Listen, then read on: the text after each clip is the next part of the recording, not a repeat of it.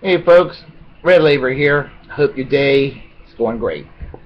I want to talk about Ayn Rand for a moment because Ayn Rand is someone that's praised by most conservatives, neoconservatives, libertarians, paleocons, the Christian right, the Tea Party, the whole gamut of the right.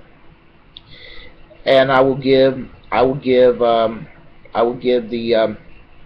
the libertarians and maybe some of the slightly more moderate forms of those that are advocates of paleoconservatism a break. And this commentary is specifically aimed at neoconservatives, the Christian right, and the Tea Party.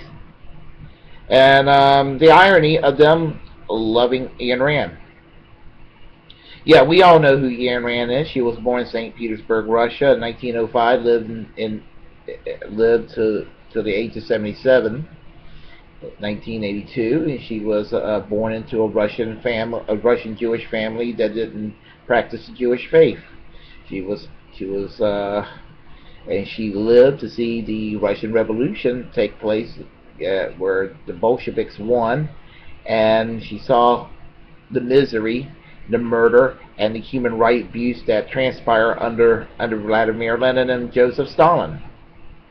Totally understandable why she would oppose such a system, which explains why she ended up hating the concept of interventionism into the economy. She opposed all forms of statism and opposed all forms of collectivism, and she had a very radical view of that, and it was expressed best in her works, Atlas Shrugged.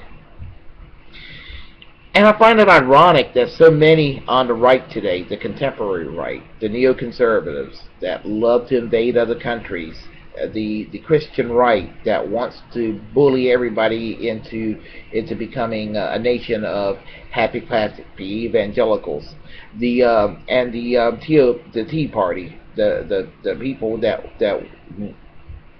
pretty much overlaps the neoconservatives and the Christian right and wants to sink our society into an anti-enlightenment abyss.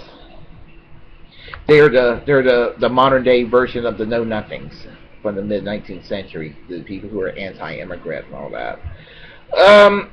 The thing about Ayn Rand is that, as I said, the neoconservatives and the Christian right, the Tea Party seems to love her and quote her all the time and everything.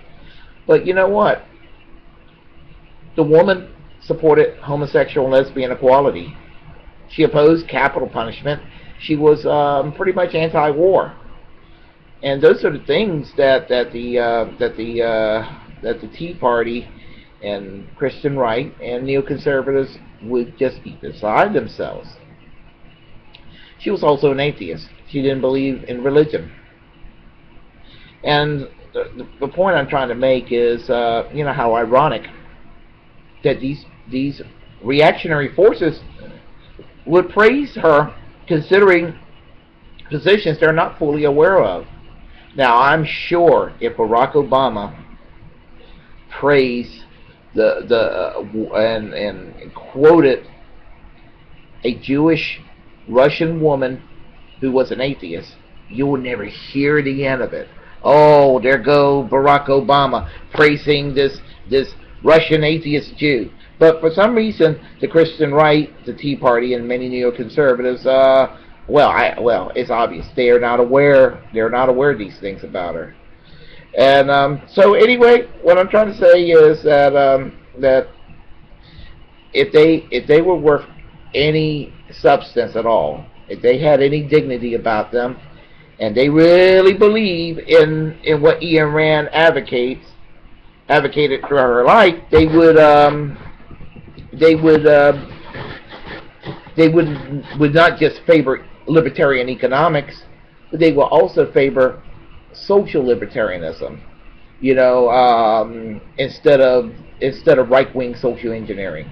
And she was opposed to all forms of social engineering. And if Ayn Rand was alive today, she would not have a damn thing to do with the Tea Party. You know, it would be sort of similar to when former U.S. Senator Barry Goldwater pretty much said that he would never have anything to do with Jerry Falwell's moral majority, nor the people for the religious right during the 1980s. And you know, and for those reasons that I'm here explaining this to everyone, I can't say she was all bad. As I said, I disagree with her economics, but on non-economic issues, she could almost pass for a member of the American Civil Liberties Union today. And we know where the Tea Party, the Christian right, and many neoconservatives stand on the ACLU. So, to those who are libertarians and those who are sensible, moderate paleoconservatives, this is not aimed at you guys. At least you guys are consistent. Even if I disagree with y'all, at least you're consistent. But I want to talk about the irony of the right, in particular neoconservatives, the Christian right, and the Tea Party. Thank you, folks, and I wish for y'all to comment, and please feel free to do so. Have a great day.